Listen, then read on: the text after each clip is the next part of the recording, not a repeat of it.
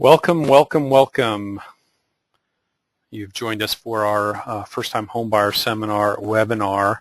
Good morning, good afternoon, good evening. So whether you're watching this live with us on the webinar or if you're catching the replay, I appreciate you joining us today. So I want to do a quick check and make sure that we have audio and that everyone can hear me. If you have ever been on these events before, it is not uncommon for the presenter to talk in a vacuum for some period of time without knowing if the audience is along for the ride. And we're also trying an experiment here. We've done these live before, we've done them in webinar form, and we're switching to try a little camera slide format as well. So you should be seeing or have the option to have the webcam displayed where you can see me as I'm talking, as if you were attending one of our live evening seminars or the Saturday morning seminars. So we're going to give it a couple more minutes. It looks like we're getting audio, which is terrific. So we're going to give it a couple more minutes before we start the formal presentation, and then we'll get rocking and rolling.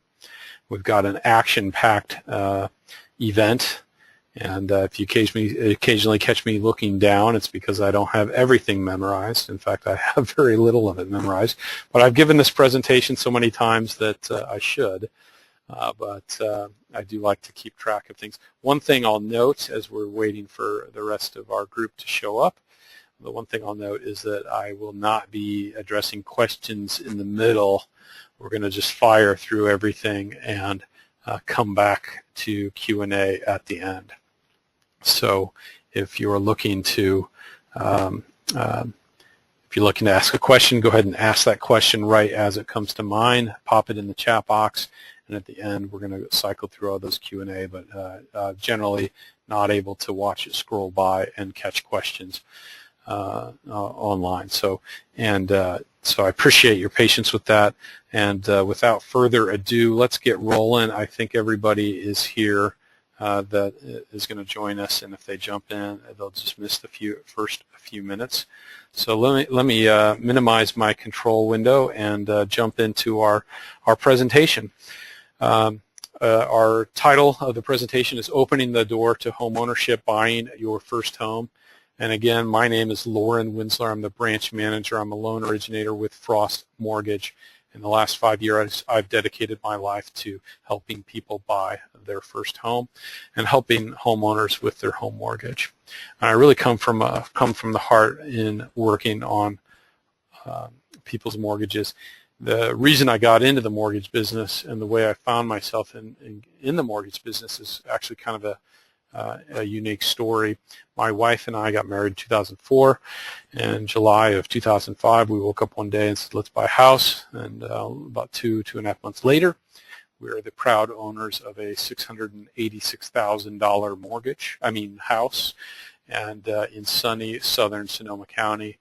And with $686,000 of interest-only mortgage obligation, you start to wonder what you've actually got. And we knew very little. I consider myself pretty financially savvy, but we didn't know a lot about mortgages at that time. And over the next 2 to 2.5 years, I dedicated myself to trying to understand it. And at the culmination of that dedication, I became committed by joining a mortgage company in 2008. And less than a year plus later, year and a half, I've got my own firm, and we're charging ahead, helping people to buy homes and to helping them restructure their debt and refinance.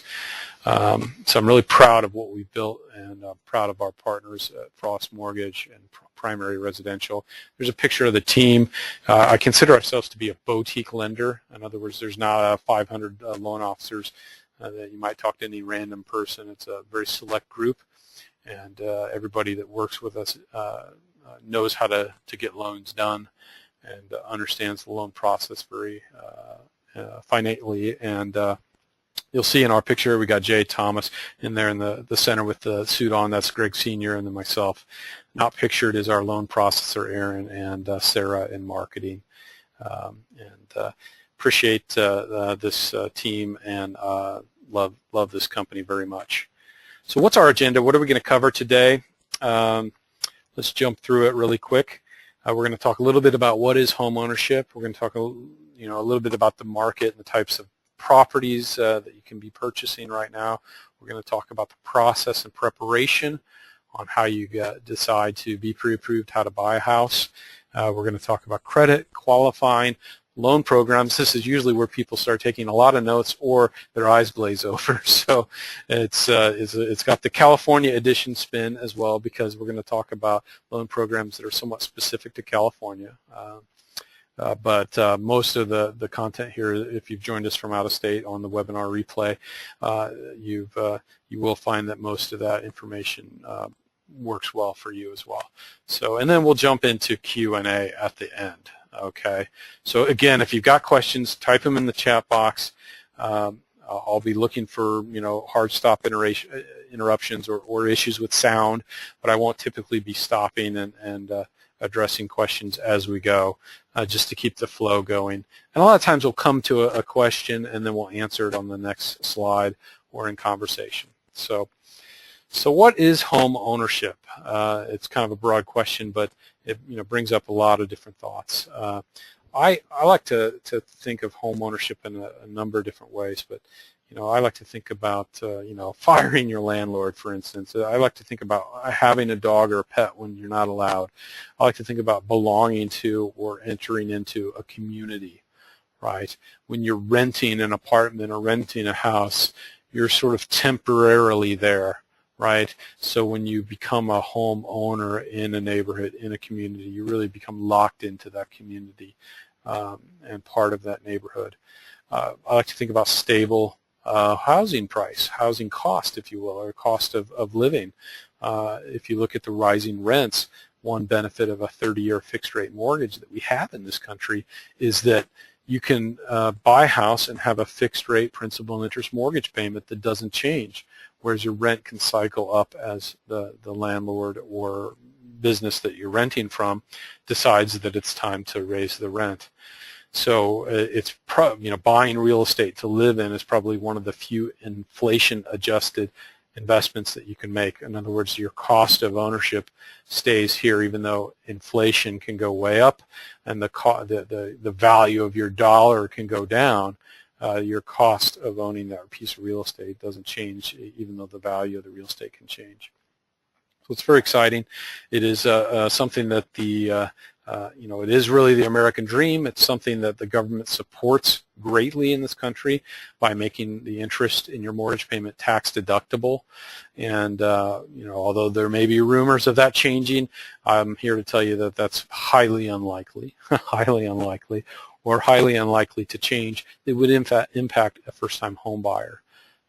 So at certain income levels, they might start tailoring tax deductions, but that has not yet become law. So you'll have no capital gains at sale with an asterisk, so up to a certain point for selling your primary residence. If you don't buy another residence, you can avoid capital gains on the equity appreciation from purchase to sale. And the government supports the purchase of your home with different flexible qualifying programs, the most popular being FHA, VA, and the Rural Housing or USDA. So really great loan programs. We're going to talk about those later, but let's jump to kind of defining some terms. And did I mention I'm chief nerd here? I've got my headset, so we're gonna talk about different definitions that you'll see in the market. So four main types of sales that you'll see in the market. You'll got short sales. So what is a short sale? Well, a short sale does not mean that it's going to take less time to purchase the property.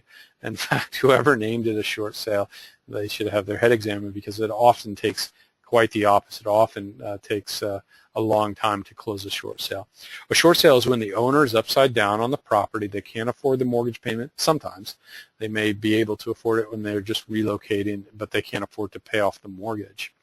So when an owner is upside down and they're looking to sell the property and move, they can ask the bank to accept a short payoff on the mortgage and allow the property to be sold at a loss to the mortgage company.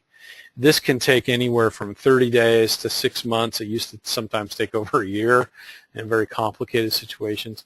Right now, I would say it takes about 2.5 to 3 months. So it says 3 to 4 months for bank approval. It can be very frustrating if you're the buyer, you've been accepted in a contract on a short sale, you've effectively stopped looking for houses, and that bank declines to accept the seller's offer to sell the property at the price you've agreed upon with the seller.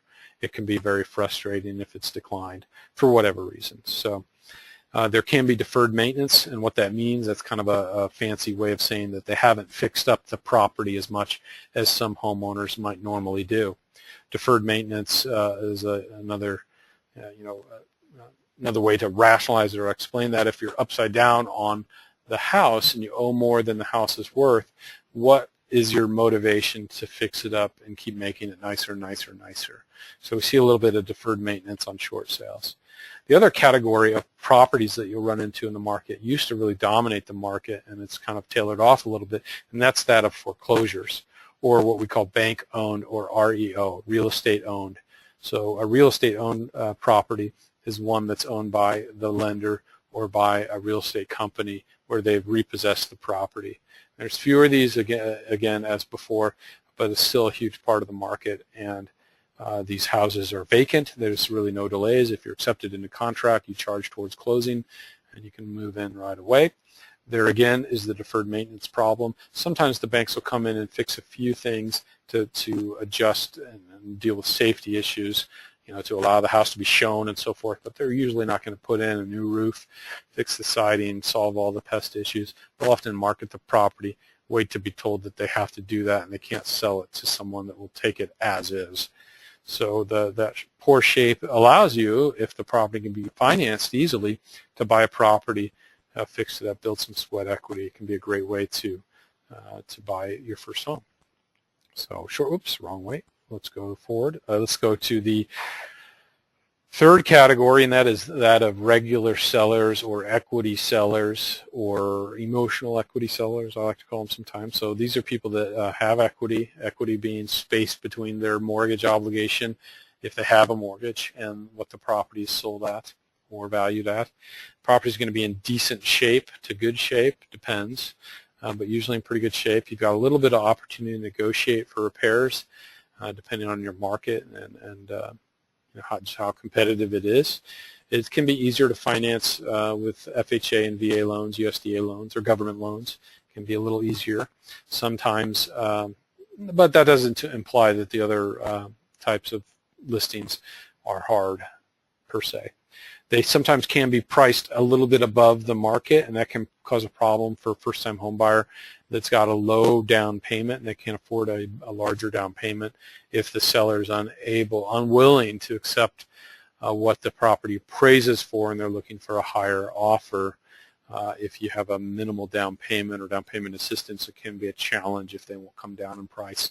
And that's where the emotional equity, a lot of times, they're really wanting a higher price than what it's offered at. So a fourth category is that of flips or investor rehab.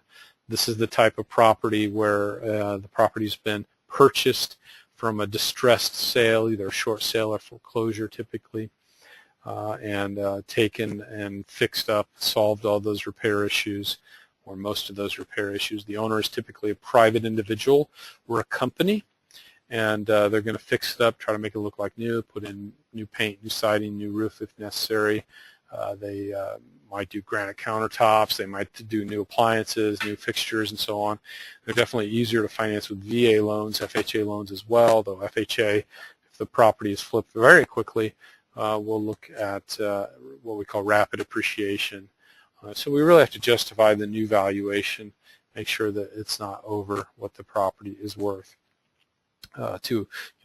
Rapid appreciation is, from the investor or seller's purchase to the new buyer's purchase, how much increase has happened, and is the amount of repairs that they've done really justifying that increase in value. And of course, they may have gotten a really good deal on the purchase. So let's jump, with those things defined, let's jump into the home buying process and talk about your team as a buyer. What people do you deal with? Who do you need to worry about hiring? What are the different things you need to worry about? And the first person that you're going to be thinking about is a real estate agent. A real estate agent is the person that negotiates the contract. They show the houses. They help you make an offer and help you get accepted to purchase that property. The real estate agent, you don't want to be spending too much time with real estate agents until you're pre-approved for a mortgage. I'll come to that later. But a real estate agent, probably the biggest question or the biggest unknown that we can talk about in this presentation as a first-time home buyer, the real estate agent is paid for by the seller in this market. I mean, 1 in a million chance that you would run into a situation where you have a private individual, private seller that's unwilling to pay real estate commissions and is not represented by a real estate agent.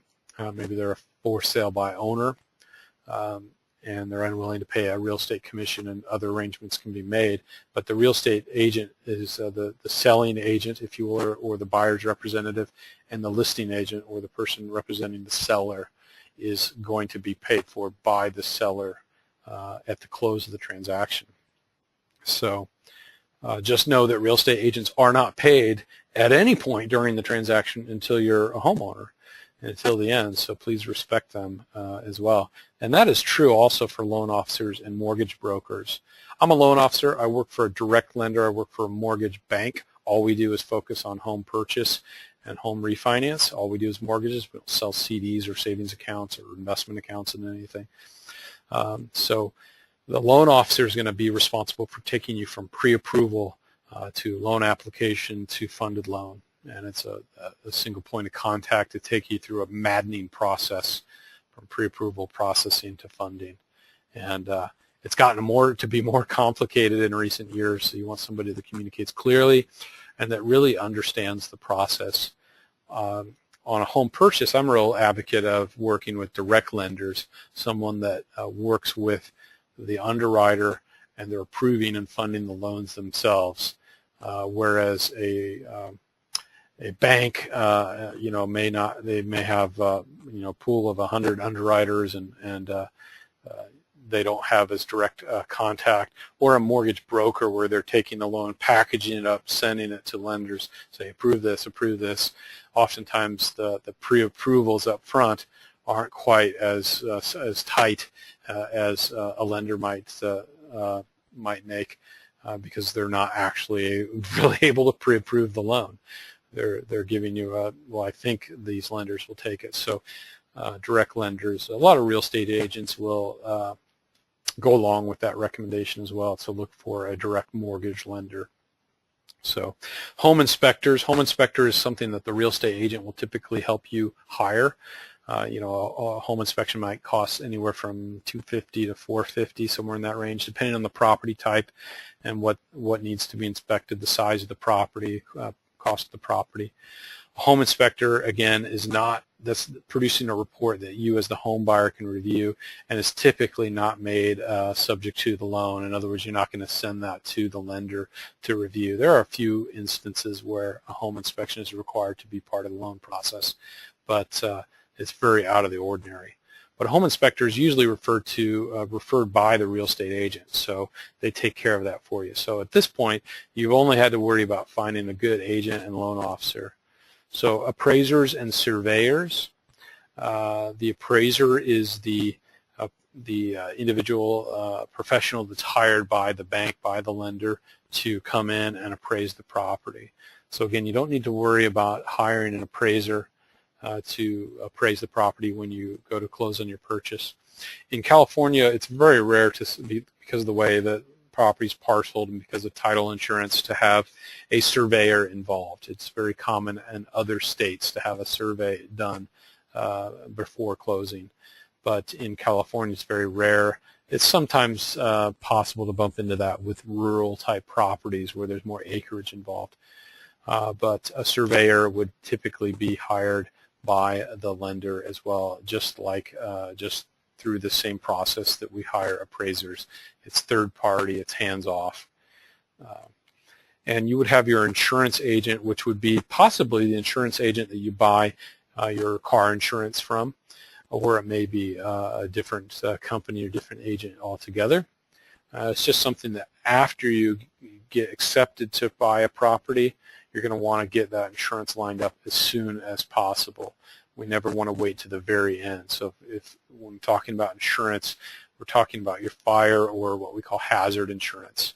What covers the entire property. When you're renting, you might have a renter's policy. A lot of people don't, to protect their personal belongings. But this goes beyond that. This is covering the structure of the home. And if the property that you're purchasing is in a floodplain or flood zone, it goes further, that will require, the lender is going to require a flood insurance policy as well. So if you'll know early on in the process if the property is in a flood zone, and that's something that you want to look at if that's a concern when you're looking at properties, and even before offering. Find out, is it in a flood zone? Am I going to have to pay flood insurance to buy that house? So, and do I want to buy a house that needs flood insurance as well? It's a good question.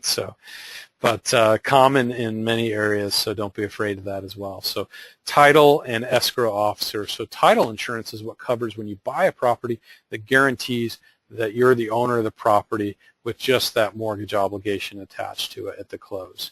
So if you buy a property cash, they're going to get a title insurance policy would guarantee that there's no deed or title imperfections that would say anyone has a lien to the house. Okay, so anything is going to be covered by that. And to obtain a mortgage in California, you do need title insurance. You technically don't need to close through escrow, but you will need title insurance to cover the owner and the lender for the perfections or imperfections in the deed or title of the property. Escrow is the function of placing the down payment and closing costs plus the new mortgage, combining that together and paying off the seller and paying off the seller's obligations, their mortgage and so forth. And that is orchestrated and done by what's called an escrow officer. And usually title and escrow are closely linked, and the escrow officer is going to be working with their own title company or subtitle company or purchasing and offering title insurance as one package. Sometimes they're different companies. You may have heard of companies like a First American or a Fidelity or an Old Republic. These are title and escrow companies. Now, who hires the escrow officer? Typically the real estate agent, or in a competitive market, a seller's market, is typically going to be the listing agent or the seller that appoints what escrow and title company is going to be used. When you buy a bank-owned property, you may obtain a discount on the owner's title or transfer tax, for instance, if you agree to use who the bank appoints as their preferred title company. But they can't require you to use any specific company as the buyer as well. You can ask for someone different. So and it's always subject to negotiation. But those are your team, right? But again, if this seems overwhelming, the only thing you need to worry about is getting a good, trustworthy real estate agent and loan officer. And those two things will take you the way. So preparation, what do you need to get pre-approved? This is going to be a brief discussion of the needs list. We commonly call this a needs list. I'll fax you a needs list, right? Let me email you what we need to get started. So if you're going to be pre-approved to buy a house, you're going to want to start collecting your pay stubs. If you work a biweekly pay stub, you're going to want 3 pay stubs. If you work a weekly pay stub, it's 5. If it's monthly, it's going to be 1, your most recent pay stub. These pay stubs need to contain year-to-date figures, okay? So covering 30 days. You're going to want to look at 2 months bank statements. It should say 2 months in here, all pages, okay? Specifically, if you have a lot of bank statements or bank accounts, we're going to focus primarily on the place where the down payment is coming from and closing costs. But more is better. The kitchen sink is the best. So specifically down payment and closing costs, but also where is the income coming into and your rent going out. Those are good statements to include for pre-approval. Your tax statements like W-2s, 1099s for the last 2 years, as well as tax returns for the past 2 years. Not in every case, but specifically if you're self-employed or in certain types of careers or if you're paid certain ways, we're going to be looking for those tax returns. If you've changed jobs and so forth, it's common to look for tax returns to get pre-approved.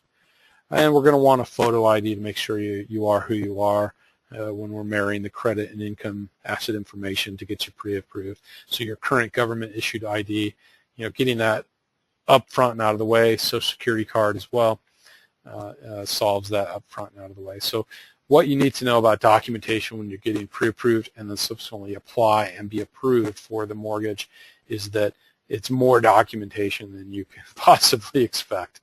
So just prepare yourself to be, required to submit a lot of information, and you'll be fine. And a lot of people get bent out of shape about how much documentation is required, and that's just the world that we live in today. And it's no different between any lenders, really. It's just how the process works. So let's talk a little bit about what I'll call borrowing smart, or borrowing based on your goals. And during the presentation here, there's a few links. I'll point you to this link. It's mortgagedna.lintelligent.com BSA, and I'll put this in the links that are available in the downloads with this webinar afterwards, or in the chat box here. I'll copy it in there, as well as putting it in the webinar replay information. But basically, when you borrow smart, we're looking to purchase and borrow based on your goals. In other words, going to a lender or a loan officer and saying, what can I be pre-approved for, and then just buying at the max that you can be pre-approved for, is probably not purchasing and borrowing smart or based on your goals. So we're going to want to look at how long you anticipate living in the home, what your goals are to pay off the mortgage, compare that to your annual income, your monthly income. So we kind of want to look at the goals to have a plan in place to say, we're going to pay it off in 30 years, we're going to pay it off in 20 years, and so on. So the other kind of borrow smart type of category, which is really important for first-time home buyers, is to compare your current rent to your future mortgage payment, and understanding the tax advantages of buying, okay? So a lot of times people say, well, why would I want to buy a house when I have a comfortable rent payment of XYZ? Let's say I rent for $1,500 and my mortgage payment's going to be $2,000. Well, that's $500. Where am I going to get $500 from? How's that going to fit into my budget, right? So as a first-time home buyer, it's hard to visualize or understand the tax benefits of purchasing. You can take all this principal and all the interest out of your principal and interest payment and deduct it from your taxes on your Schedule A. And until you're a homeowner, you probably don't file a Schedule A on what they call the long form tax form. Okay, you probably file that easy or the short form, and you take the standard deductions. So rent versus buy is comparing, say, that $1,500 to that $2,000, comparing the $800 to your $1,200, comparing your $800 to your $1,500, figuring out what makes sense, but doing it smartly. So great website tool, and I encourage you to look it up soon after. Not the first thing you want to do after this presentation, but we'll get to that in a minute. But so stop paying your landlord's mortgage, right? Whereas I like to say, fire your landlord, right? So that's what it means to become a homeowner, is you start investing in your own equity, your own home ownership, and stop paying your landlord's mortgage. So fire your landlord. So the freedom that's involved is can be amazing with the right attitude, the right perspective. So so there wasn't a good, sufficient break right there. Let me take a quick drink here and look and see if we're good on our audio and good on where we're at. So keep those questions streaming in. We'll get to those in the Q&A at the end. But let's keep going. So let's talk about credit, everyone's favorite topic, right? Or not. So what is credit and what is a credit score? Well, credit scores, the numerical score that everyone focuses on when we say credit, is going to analyze your past bill paying history to predict the future behavior, okay? It's going to analyze the future repayment. Whoops, there's an error. Everyone wants to know, is this live? Well, it should say risk there. So we'll have to get that fixed. But analyze the risk and likelihood of loan repayment, and all summed up in a score. Scores range for a mortgage credit report, or the trademarked name of that credit score is the FICO score, Fair Isaac Company, and that is what used to be called Fair Isaac. I think they're just called FICO now, but 350 to 850. So if somebody comes to you and says, I got 900 credit, they're probably looking at some other type of credit score and not the FICO or residential mortgage type credit scores. So higher scores, lower risk of default based on past history of repayment. So how do scores work? Let's do a quick breakdown of the 5 elements of credit scoring. You got payment history, how you've done in the past, makes up about, and these are what they've published. It's not very, it's trying to be scientific, but we don't know exactly how the algorithm works. It's, you know, it's changed over the years. It's been pretty static in recent years, but the payment history is how you've made payments. So if you make a late payment, 30-day late, in the last 24 months, it's really going to hit us in that category, payment history. If we owe more money than we'd like to, especially in revolving debt, the amount owed is going to impact our credit score.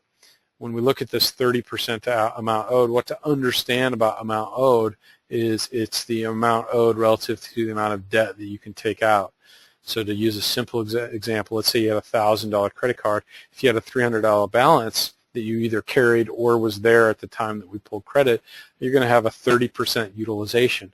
If you have a 50 or 60% utilization, $500, $600 balance, the payment's going to be a little higher, but you know it's negligible in the big. You may even say I pay it off all the time, right? But if you run that right up to 900 or even go 1100, you go over the limit, that's where the amount owed can really hurt us. So when we talk about amount owed, we want to look at credit utilization. So when we're working with first-time home buyers, one of the first things that we look at is the percentage of the balance versus what they can borrow on all the revolving accounts. And we can really bump the credit scores by doing it smarter and trying to get, you know, the debt paid down as far as a percentage basis. And it's based on individual accounts as well as across the total credit spectrum, if you will. So if you got 3 credit cards and one of them's maxed out, and the other 2 aren't, we might want to spread it out a little bit. A lot of people play games with interest rates and all that, and it can be harmful to the numerical score in the short run to do that. The length of the credit history, the longer the credit history with positive payment history, the better. Now, you are born with a relatively good credit score. I mean, when someone first gets a credit score and goes from no score to a score, they're going to have around a 700 credit score, sometimes 720, sometimes 680, depends on some of the other factors. But the length of the credit history can really impact what's going on. So, and how the score works and changes. So. The longer the credit history, the better. Now, one of the things that we'll see is what's called an authorized user account. So you can be tagged as an authorized user to an account that's been around for a while. That's something that we want to kind of avoid. In the past, would have a positive impact to someone's credit score. But let's say you're 30 years old and you're on your mom's credit account. Let's say she has an Amex that started in 1981. And you look at that account, if we're looking at that credit report and the underwriter's looking at the accounts and sees that you've got a credit account on your credit report that's been around longer than you've been on this earth, they're going to ask to have that removed and have your credit score rescored to see if that's impacting the credit score at positively to where it shouldn't work, so it doesn't help. So that's going to change in the future, but it's something in the mortgage business they've already gotten wise to that. So authorized user accounts to try to impact the length of credit history is kind of a no-no. Authorized user accounts when it's co-signed to, say, a co-borrower, so a lot of times a spouse and the other spouse will be, one will be the borrower, one will be authorized, and vice versa. That's okay, as long as they're duplicate accounts and so forth. New credit, 10%. Shaking the cursor here. This is one of the most common questions that I get asked is, if I have my credit score pulled, how does that impact my credit score? In other words, if people come to me and they want to get pre-approved, and I say, well, let's pull your credit, and they say, no, I don't want to pull my credit. That's going to lower my score, and that's just simply a myth, okay? Credit inquiries can have an impact on your credit score. When you're applying for a mortgage, we're talking about a 1 or 2 point. It's negligible. You can have as many mortgage companies pull your credit in the first 14 days after the first credit inquiry, and it all counts as one inquiry on your credit. Okay, so the algorithm has been changed to account for what's called rate shopping or comparison pre-approvals and so forth.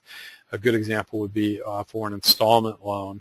If you went to a bunch of car dealers on a long holiday weekend and said, I'd like to buy a new car, what can I be pre-approved for? They're not going to just pull out financing and say, well, you're eligible for the XYZ APR and here you go. They're going to want to know what credit score you have to give you a truthful recommendation, same as a mortgage company would do, right? So if you went to 5 different car dealers over the weekend and each one of them pulled your credit, is that going to be bad for your credit score? Well, no, because all those grouped together, the algorithm recognizes what's going on, recognizes that as one credit inquiry, right?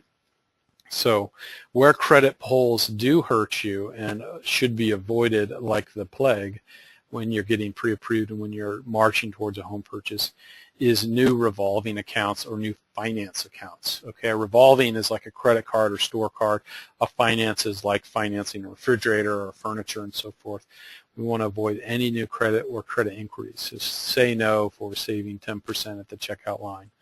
And you think, well, that would never happen, right? People don't do that. They do it all the time, and we remind people all the time, and they still forget. So just, don't buy the new refrigerator until you're until you're in the house, right? And let's try to account for it and buy it cash anyway, but that's borrowing smart. So those are the main categories that we talk about and how FICO scoring works and how credit scoring works. There's some things that are very non-intuitive, so you want to work with a loan officer that understands credit scoring if they're going to be advising you to do things to try to get your credit score up to get pre-approved. Make sure they really understand what's going on, and don't just get pawned off. Go to this credit repair company and spend a bunch of money. That stuff doesn't work. That's usually more harmful to you anyway. I don't advise credit repair because usually the money that you spend on credit repair can be smartly applied to paying off past debts or collections and solve the issues at hand quicker. So common credit problems, good transition. And I'll just kind of go over these. Excuse my eyes looking down. So multiple credit cards used to the limit. So if you've got a lot of stuff maxed out, that's not so good. New credit when existing loans remain unpaid. So it basically says to the algorithm, hey, I'm borrowing money to pay the other payments, right? Not good. Patterns of late payments, or what I call sloppiness. Let's not have that. Let's pay things early and often. You got negative credit events down here at the bottom. We talk about bankruptcies, Chapter 7, Chapter 13, where you work out the debts. You got credit counseling. You got judgments, collections, charge-offs, and then the major ones that we see very frequently now would be foreclosures and short sales. So all of those are things that we can work through and advise with. I'm not going to get into any specifics, about waiting periods and whatnot, but these are the common problems that we see. And we talked about what you should do immediately or first after attending this webinar presentation. And I'm going to slow down and say it very carefully. And if you're not paying attention, now is the time to switch windows and tune in, because this will be the most important thing that you can do at the conclusion of this. And that is obtain a credit report and review it. Make sure you know what's on there. Why? Because 79% of credit reports contain errors, and that's from a study from 8-9 years ago, but it very much holds true. A credit report is a bunch of different banks and lenders all reporting data to this file, and your credit file is it's just whatever gets thrown in that bucket. And believe me, errors get thrown in that bucket. Okay, there's 3 credit reporting bureaus. You've got TransUnion, Equifax, and Experian. And on those credit bureaus, you can have serious mistakes. 1 in 4 will have a serious mistake that actually lowers your score enough to potentially impact the credit offered, the rate offered, or may outright deny you for the loan. The most extreme case I've seen recently, and I mean really recently, and I've seen a lot of different cases of errors and problems on credit. One of them was where one of the bureaus just had the wrong credit score, and they had erroneous personal information as far as names and addresses and past history. Even had probably 25 different trade lines and a bunch of student loans with a lot of late payments, and the credit score was over 120 some points lower on that bureau than the rest of the score. The buyer had pristine credit, just under 800, and had very good credit history. To see this big of an error was kind of startling. All those things are fixable, but we don't want to know about it when you go to apply for the loan, right? We want to know about it earlier on. So even if you're not planning to get pre-approved and purchased right now, okay, you still want to obtain a credit report and look at it. If you don't want to, have a mortgage company pull your credit or go online and pay for a credit report, then you can at least obtain the credit reports through a lot of pain and steps and so forth, but you're legally allowed through a website called annualcreditreport.com, and that allows you to, it steps you through pulling a credit report from each of the 3 credit bureaus. Now, those credit reports don't contain the credit scores, but obtaining those all at once and reviewing them can tell us if there's any errors. But if you don't know how to read the things, the safest bet may be to just get a credit report. And we offer free credit reports as part of the process of getting home buyers pre-approved. So we can give you a credit report for free and review it with you and interpret it. If you've never looked at one, it's kind of like reading Greek or Latin for the first time. So we'll want to review credit, necessary, unnecessary, payoff. We don't want to close any credit accounts. Don't want to pay off and close any collections until we review things. We want to resolve collections and pursue what's called deletions. So you say to the creditor and say, I know it says I owe $400. I'll pay that $400, but I want you to delete the negative item on my credit report. Some creditors will do that. Some will not. And if there's outright errors, we want to dispute those errors and get them fixed, like this Social Security problem I mentioned before, that can be quite difficult to dispute. And I know from experience we don't want to wait till the end to complete those disputes. So moving on. So I told you there'd be some brain dumps here, so try to get through this credit stuff and onto the good stuff here shortly so we can get you on to buying your first home. So easy steps to build credit. Let's set up automatic or electronic bill pay. Let's pay on time. If we don't have a lot of credit, let's set up a small loan using collateral. So go to a depository bank or a credit union or get a credit card, a secured credit card. If you do get a credit card to try to establish credit, let's use it minimally. Let's buy some gas or groceries and pay it off right away. Let's not charge up a bunch of unnecessary expenditures as we're trying to save for a home purchase. We can apply for a loan with a cosigner, where we're an obligated borrower and they're an obligated cosigner, and that can be beneficial as well. So secured credit card, there we go. So qualifying, let's get out of credit. Let's get on to qualifying. This is one of those other voodoo topics that just understanding how it works can give you a better understanding of the loan process. So I encourage you to kind of embrace this aspect a little bit. Once you're working through the process, you'll have a better understanding as to why you're pre-approved for a certain amount, why the payments are what they are, and so on. So what lenders look at, we look at income primarily, okay? Look at a lot of different things, but we look at what's called debt-to-income ratios. We take the amount of payments that you make monthly and compare it to the amount of monthly income coming in. And we look at percentages, okay? The house purchase that you're qualified for is a combination of your debt to income. We basically kind of work backwards and say, well, if we've got this amount of monthly debt and this amount of monthly income, that means to stay under this ratio, we can be pre-approved for this loan amount. And we kind of do a little finding, experimentation with that to fine-tune it to get to the right ratios. Okay, it's all based on that debt to income. So if you hear this acronym DTI, right, that's what that refers to, is the debt to income. So when we're looking at pre-approving somebody, we're asking for all this income information to calculate the income component, the lower portion of that formula, right? So we want to get that denominator figured out and get it really tight. And if we calculate that wrong, your pre-approval can be invalid. So if it seems like that we ask for a lot of income information or drag our feet, want more and more information, want to contact your employer, we want commission information, we want bank statements, we want tax returns, that's why. We're trying to get this sharpened to a pencil, okay? Down payments could be as low as 0%, but the most typical down payments for a first-time home buyer are 3%, 3.5% for FHA, 5%, 10%. We're looking for what's called reserves or money left over. Reserves are typically the amount of money you have left in the bank at the conclusion of the purchase, and we divide that amount by the total monthly mortgage or home payment, and we convert it into a number of months. In other words, you buy the house, how many months of mortgage payments do you have in reserves? So it's not so much the cash that you have in bank, it's the reserves that they calculate. So we look at credit. We've just gone into that in depth. So what is involved in your house payment, your monthly statement, your online statement?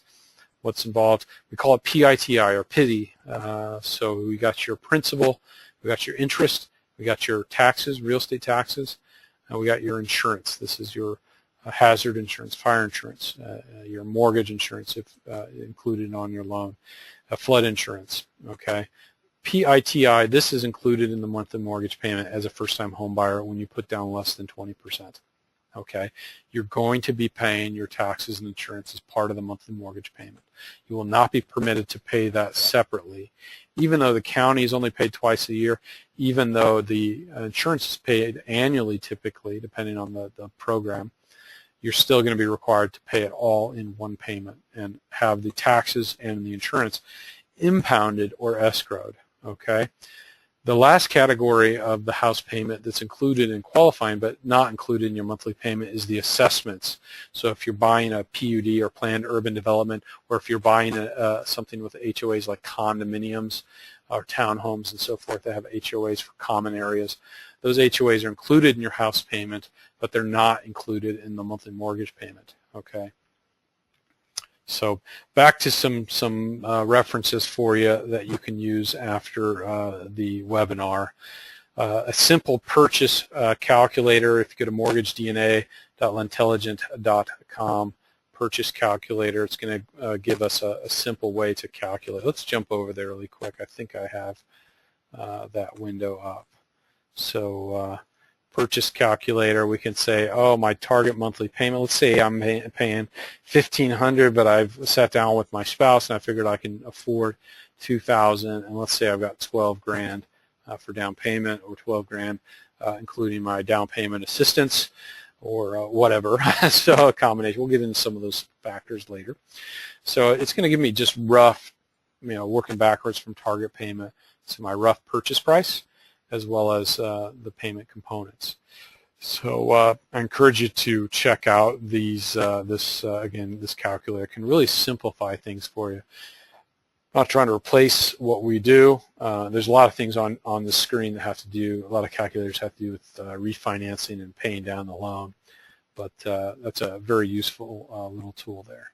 So simple purchase calculator. So bookmark it, and that and the Borrow Smart analysis, which is going to give us a plan based on your goals. So, okay, so one of the key phrases that we like to say, or one of the slogans and chants that we use in our business, is getting people pre-approved before they start looking for property. Okay, so pre-approval before looking. You don't want to go out and go to open houses and to go online and start burning up gas with a real estate agent until you've been pre-approved and have a very fixed amount of what you've been pre-approved for. A lot of real estate agents may, they'll just kind of size you up and say, yeah, they talk a good talk, they sound like they got good jobs, they're so eager to show you homes they will not stick to it and say, you know, go get pre-approved. You know, so if you run into a real estate agent, right, or if you call on a listing or something like that, and they say, are you pre-approved? Well, I'm not going to show it to you until you're pre-approved, right? The response to that is to get pre-approved, not to call a different real estate agent. So let's get pre-approved before you're out there seriously looking to make sure you can qualify, and don't assume that that it's going to be a slam dunk. It more or less could be an easy process for you to be pre-approved, but let's do it ahead of time. Okay, let's jump into, so grab your pens and papers, grab your notes here to write down some things. Of course, this is being recorded. You may be watching the recording. You may be looking at the PDF slides printed out or on screen at the same time, but now is the time to pay attention, because we're going to talk about loans and loan programs. Again, California edition. I didn't put a little icon on there. I should do that in the future.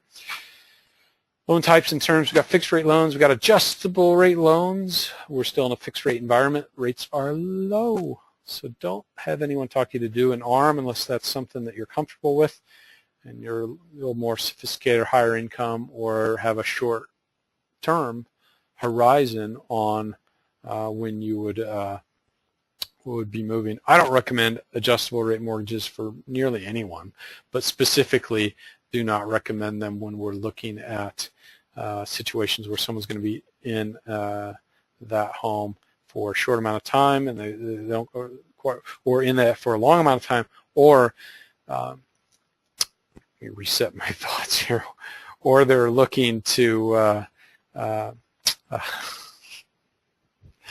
they're looking at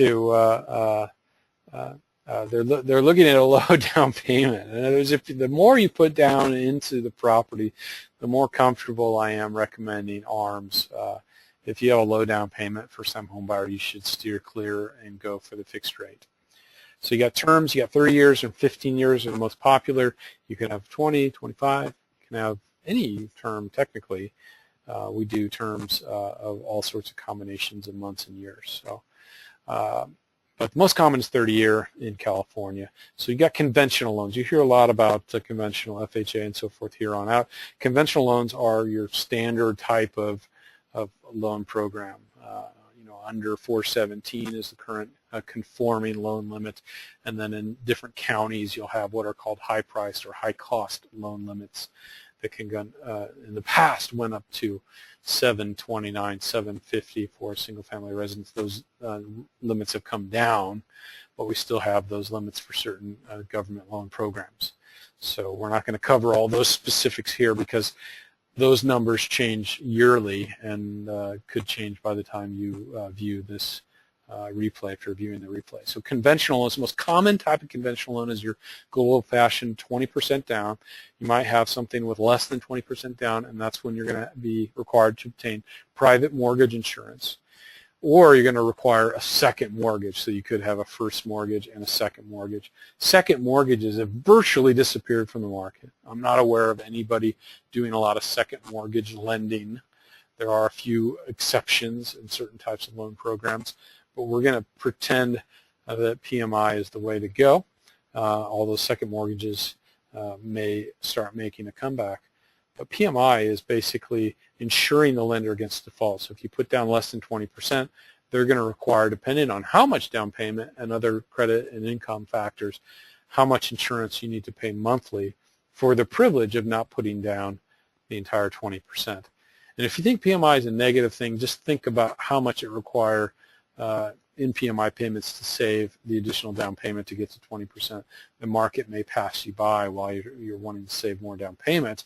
PMI is a great tool to get into a conventional loan. With a conventional PMI loan, you'll have about a 3, 5, and 10%, most common types of scenarios, even 15%. You have a higher FICO. There's different types of PMI. There's monthly. There's single premium where you don't have monthly. You can have a higher rate with the lender paying the PMI, what we call lender-paid PMI or taxed advantage PMI. A lot of good combinations to get into here. So higher FICO, higher credit, higher income. We're going to be looking, and if we've got down payment, we're going to be primarily looking at conventional loans. Okay. We may also look at FHA. FHA is your classic 3.5% down payment is your minimum down payment. Most FHA loan programs have a 640 minimum FICO. We can go as low as 580. We have a loan program that goes 580 to 639, and we have a loan program that goes 500 to 579 as well. So FHA will go as low as 500 credit score and lend on a purchase or refinance. So monthly mortgage insurance is always required for the first 5 years or until the loan's paid down to 78% loan to value, whichever comes first or in sync. You'll have what's called an upfront mortgage insurance premium, which is currently 1.75% of the loan. It's been that way for a while now, so say putting that in this presentation, but it could change. It was higher, went down, then it went back up. But basically means if you buy a $100,000 house and you had a $96,500 first mortgage, you're going to have a chunk, 1.75% of that 96.5 added back to that, so that when you compare your purchase price to the loan that you have at the end, it's going to look like you didn't put 3.5% down because we're financing that upfront premium back to the loan, right? So don't be confused by the word upfront. It doesn't mean that you're paying almost 2% of your loan amount as a closing cost. It's not like an upfront fee that's charged. It's basically the lender sends that money to HUD as an upfront premium payment of mortgage insurance, and then for the remaining life of the loan. It's currently life of the loan with FHA. It used to be 5 years. In the current scheme of things, I said 5 years earlier. That's changed very recently. But for the life of the loan, you're going to be paying your monthly mortgage insurance premium. So the down payment can be a gift, which is a great feature of FHA. So you don't have to have any down payment if you get a gift from a relative or someone with a very defined relative type status or prior existing relationship, someone that's not providing the gift that has some kind of potential equity interest in the property. You can also have a family member co-sign the loan, or what we call a non-occupant co-borrower. So we can add income to that DTI equation by having somebody come on as a non-occupant co-borrower. Very unique with FHA to be able to do that. Basically, say mom and dad could come on and co-sign a loan, put the college student on there, where they have some part-time income, and essentially buy a condo or a house or something like that, and they could the younger person that maybe doesn't have as much credit or income can make that payment or rent out a room to their friend or something like that. There's all sorts of combinations, but the family member doesn't have to live in the property to co-sign the loan. So great tool with FHA. Our program internally, and this is the program that we get the most inquiries online for. So if you're watching this and you've browsed over to this, you may have found us by researching our low credit score FHA program. We call it the FHA Choice Program. So it gives us 500 to 639, so 640. If you got 640, we're going to go with the standard program, but basically allows a 3.5% down payment with your own funds. If you're over 620, gift can be eligible, so between 620 and 640. If you're doing 10% down, we can go below 580. It's a more difficult loan program to get approved. It's very easy if we take the right steps and take time. So we're going to look for at least 2 months reserves at closing. We're going to look for more stable employment. And stable employment is probably the most important. So if we've got a spotty work history, it's going to be harder to get pre-approved and harder to get approved at the end. We'd like to be in that existing job or line of work for the last 12 months without any changes, and we're going to verify the last 12 to 24 months of rental history. Hard verifications to make sure it's been paid correctly and on time, and make sure that you're paying what we're stating that you're paying. And we do require a HUD-approved home ownership workshop. Unfortunately, watching this webinar and participating in this does not qualify, although it probably should. It probably should.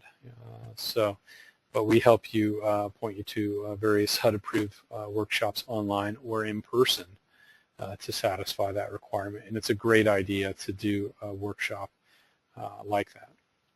So moving on, thank you for serving for all veterans in the house.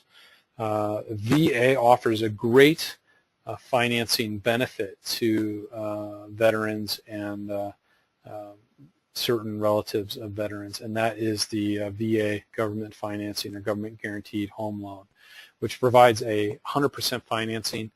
It requires a funding fee only that's attached to the loan. There's no monthly mortgage insurance, and basically, you know, we look for what's called a certificate of eligibility. That's the key thing that's going to be added to the needs list. If you've been in the military, we're looking for that DD 214, I believe it is, on your certificate of eligibility. So who qualifies? Retired U.S. veterans, active military, proof of service, surviving spouses from service-related death, and so on. So if you're not married and your partner or fiance or future spouse or girlfriend, boyfriend, if cannot be a co-borrower on the loan, we can't just add people. They need to be either a part of that joint community property or married. They don't recognize, you know, girlfriends and boyfriends and so forth, partners that of the veteran. So if that's the situation, we really focus only on the veteran as the borrower in those cases. So there's a lot more to it. If you're working towards getting a VA approval, make sure that you're working with a direct VA lender. In other words, the underwriters need to be direct VA credentialed to where they can approve loans for the VA, and make sure you're working with a direct lender. It's not something you want that the loan officer doesn't know how to calculate residual income and so on. So at Frost, I think all of our loan officers are certified military housing specialists, which is a credential issued by USA Cares to help veterans, and that required taking a test and learning how to work with and help veterans in getting financing. So VA, a lot of times veterans forget about their VA eligibility. They don't even think about it when it comes to obtaining financing. So moving on, the other 100% program that you don't have to be a veteran, but you do have to buy a property in the right area, rural type of property, is USDA financing.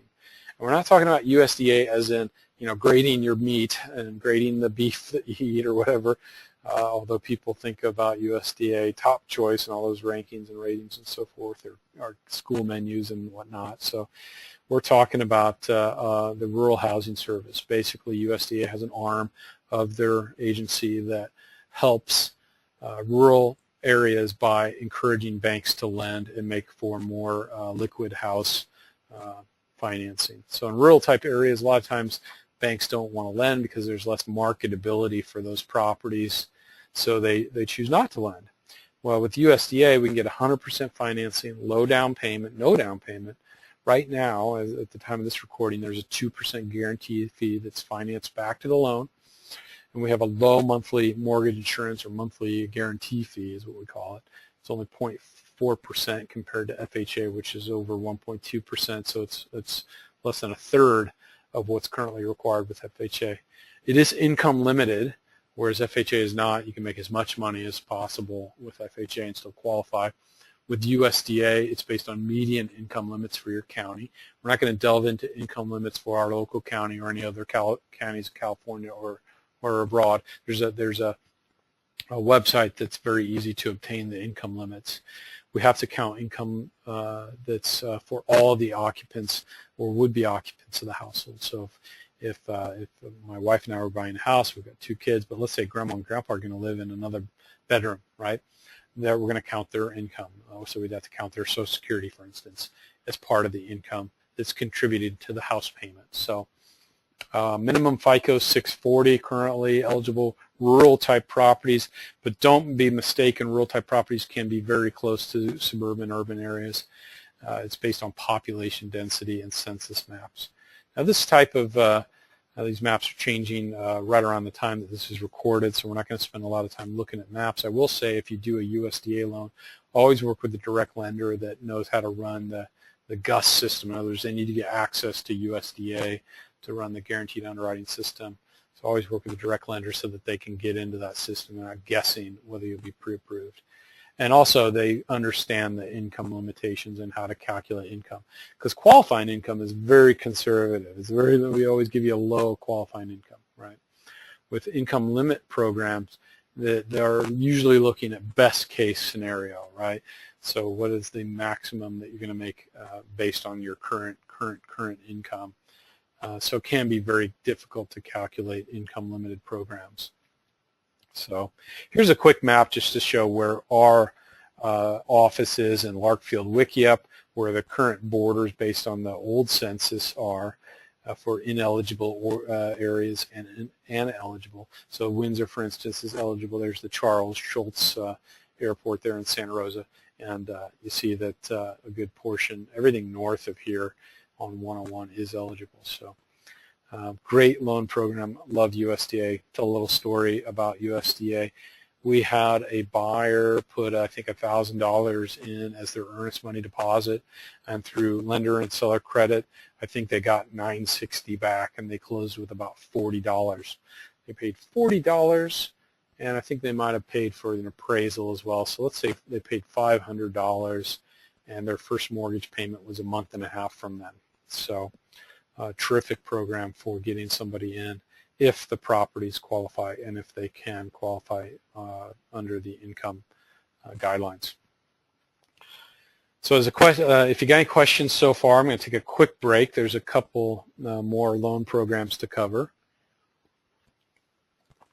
Let me take a quick breather. Cal HFA, again, California edition as far as this seminar and webinar goes. California Housing Finance Agency is a program that gives us, and it's synonymous with the CHDAP program down here at the bottom, and this is abbreviated, so it's a California Homebuyers Down Payment Assistance Program. It's an income limited program, provides down payment assistance for FHA or other government loans up to a max of 117 or 417 rather, the conforming limits for owner-occupied California residents only, and it provides a 3% silent second. So if you buy a house with an FHA loan, you're going to have to come up with a 0.5%. Sorry, so to purchase. And there's another program that kind of runs parallel to that we often recommend. It's called the MCC, or the Mortgage Credit Certificate. So if we're looking at CHDAP, we often look at the MCC to see if we can get in on the mortgage credit certificate at closing. What that provides is a tax credit, not just a deduction on 20% of the interest, with some county variations, but typically 20% of the mortgage interest year over year on that initial mortgage. If you ever refinance or sell the house, you lose the tax credit. If you ever refinance or sell, you have to pay back this CHDAP program, this silent second, this loan. There is another loan program I don't cover in this slide, but I'll mention it just to be complete, and that's the CHF Platinum Grant Program. It's another program that we provide. So write that down, CHF Platinum Grant. So if you're not paying attention, switch screens, listen to my voice, CHF Platinum Grant. It's very similar in how we qualify for the CHDAP down payment assistance. The difference being that the rate is fixed across all lenders, and it's usually just a tiny scotch higher than the what might be offered on the mortgage market. But the down payment assistance is a grant, which means that after the loan closes and the purchase closes, if you were to sell or refinance, you don't have to pay the money back. That's sponsored through the National Home Buyers Fund, nonprofit located up in Sacramento.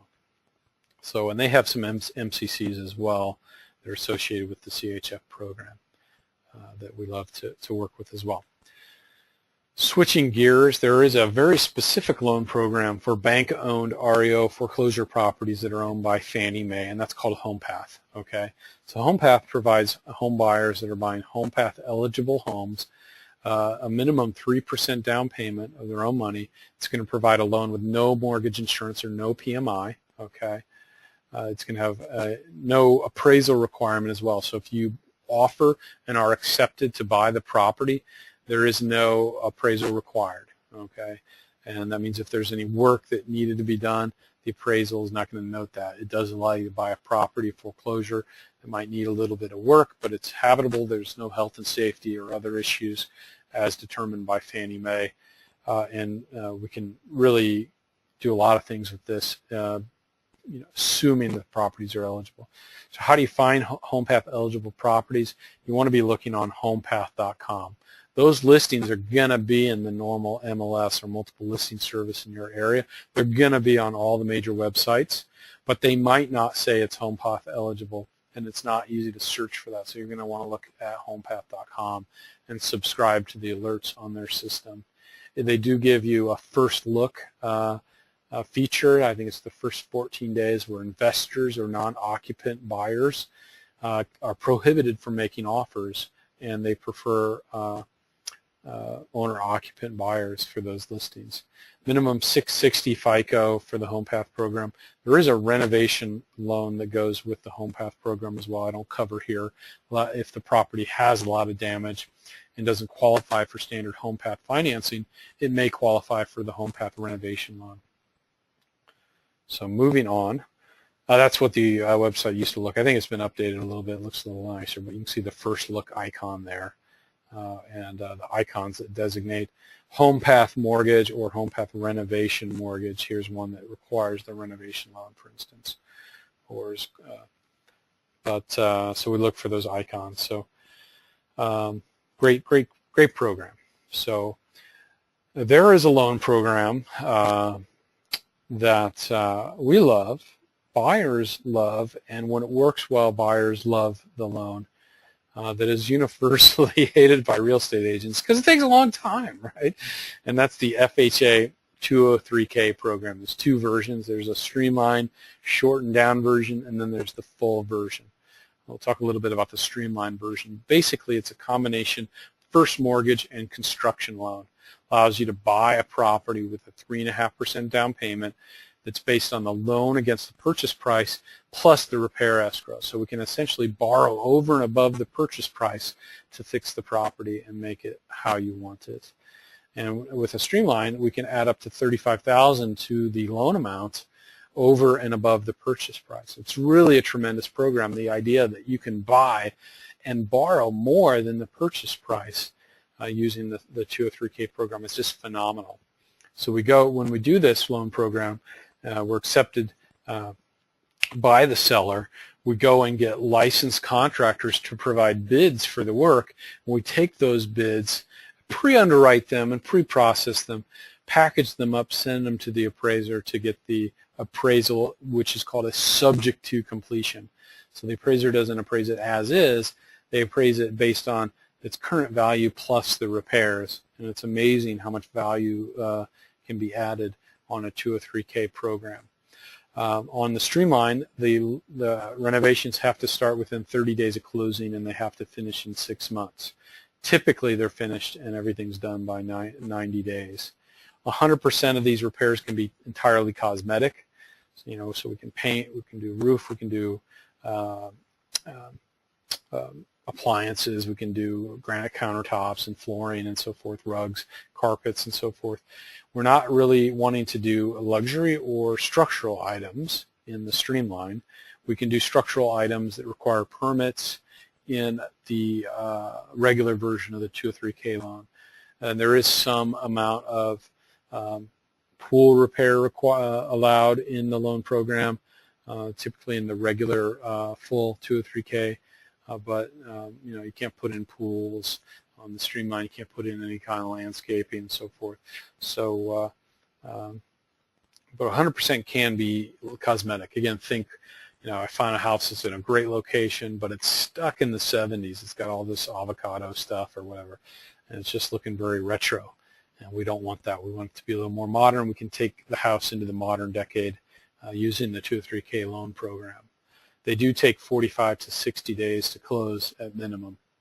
Okay, so they are a longer close, and the agent you're working with needs to be willing to step in and help with contractor bids if you're unable to do it as a full-time job. Because sometimes buying a house with 203K, it's like being a general contractor. and you got a job to work at, and the agent needs to be willing to step in and help out. And we can help out too, but we can't order the bids. We're prohibited by the program. We just underwrite and process the bids. We're not able to recommend contractors. So I've got some closing costs filled in from a previous presentation, but I added this slide as a result. So we're done with the loan programs, by the way. So 203K. So there's some other programs that we could cover that we left out of this presentation. But if you have any questions on loan programs or down payment assistance and so forth, please put them in the chat box, and we'll try to address those at the end. Let's talk about this closing cost slide, though, because one of the things that people, they come to my seminars, they come to the weekend seminars, people raise their hand and say, what are your fees? Right? They want to know about fees, right? Well, just, that's terrific. So I added this slide to just cover all the fees that we could cover to give you an idea. The rule of thumb when you're a first-time home buyer is that your closing costs are going to generally be about 2.5% to 3.5% of the purchase price. If you budget for that or factor that in with respect to, how this will get paid for, closing costs can be paid for by the seller. They can be paid for by the lender. You have interested parties like realtors kick in to pay certain closing costs and so on. You can have gift money or family money and so forth. Down payment assistance can cover this. But let's take a $275,000 purchase, and let me get a marker here, see if I can get an arrow working here. All right, so title insurance. We got two types of title insurance. We got owner's title and lender's title. So and these are numbers estimated from First American, so don't hold me. There's no disclosure here. We're not doing anything that's real here. So, but these are real numbers. So 1,500 in total. So we got owner's title and lender's title. Title insurance is required to obtain a mortgage. Yeah, escrow closing fees to close the purchase, so around $1,200, and all the closing fees, notary, recording, county, transfer taxes down here, but closely linked to recording. But I think recording's in my escrow fee up here. That's the $100. So there's usually some document fees and roughly about $85 to $120 in recording fees, depending on your county. Transfer taxes are going to depend on the county. That's down here, $865. Home inspection is paid before closing directly to the home inspector. It's usually ordered by the realtor, around $250 to $400. We got pest inspections, $250, $350 usually. It's optional, recommended, may be required by the loan program to get a pest inspection if the appraiser requires it. Can be paid through closing, can be paid in advance, typically paid directly to the pest inspector. We got lender fees. Our lender fee in California is $14.95, competitive. I mean, you see lender fees as high as $19.95. We're split up. We don't split it up, but underwriting, processing, doc fees, all the different fees, we wrap it into one. Sometimes we actually lose money on that. Sometimes we come out ahead. But this is not where we make our money. This is where we cover our costs. So. And the appraisal is usually about $425 on a conventional, $450 on an FHA, and an upwards of $550 to $650, depending on the property type, the loan amount, 2 units, 3 units, etc. So that's a quick thumbprint. This all adds up to about $5,800. So once you add in the prepaid taxes and insurance to establish your impound account for your PITI, where you're paying your taxes and insurance through the payment, this is going to be close to 3.5% of the purchase. So, all right. So let me see if I can get that to go away. Goodbye, arrow. We are closing in on the end. Can you feel the excitement? Okay. I can see you guys either nodding off or you're just totally jazzed to get your credit report. Go into the simple mortgage calculator. Go into the Borrow Smart. Start collecting your documents and start taking action to get pre-approved into buying a house. But now you're pre-approved, you're getting to the end. How do we close? What's the process? We're going to sign those final loan documents, the note and the deed of trust. We're going to bring our funds to closing, wire those funds, bring a cashier's check to escrow, sign all those documents. As a lender, we're going to verify the homeowner's insurance is in place and is sufficient. as well as final verification of employment. Make sure you haven't quit your job or been let go before closing. Assuming all those things happen and the escrow officer says we're on record, you go and get your keys from your real estate agent and be a proud new homeowner. So congratulations. Envision yourself at that point. What is it going to feel like to be a homeowner? I can't wait for you. So I hope we can be involved in making that happen as well. So this is where we jump to questions and answers. And I'm going to pause for a few minutes and see if we can copy paste these things and see what's scrolling through here to answer. So I hope you enjoyed the presentation. It's a brain dump. It may be overwhelming. If you're feeling overwhelmed, don't panic. Let's sit down and talk. The one thing that's true is that your loan officer or I or whoever is going to guide you to completion. This presentation is intended to educate you so that you're not flying blind like I was in 2005 when I purchased my home. So it really does come from the heart. I want to help you become a homeowner. I want to help you be pre-approved and guide you to buying your first home. So questions?